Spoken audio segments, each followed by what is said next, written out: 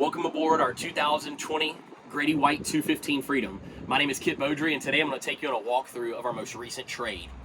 We'll start at the transom.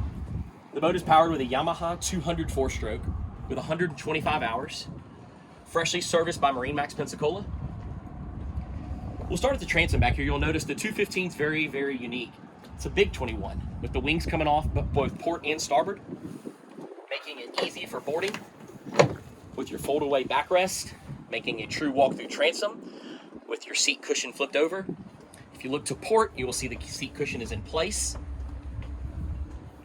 To center, you will see we have a live well.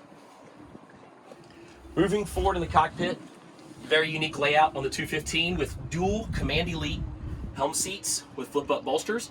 Very, very unique for the 215 Freedom. Moving to the helm area, we have your Garmin 8612, our Fusion stereo remote, our Yamaha display, all of your gauges. Off to port, our main Fusion head unit here, the Apollo series, our porta potty pump out head. Moving forward to our spacious bow, seating for 3 comfortably. Storage on both port and starboard beneath. Our anchor locker forward.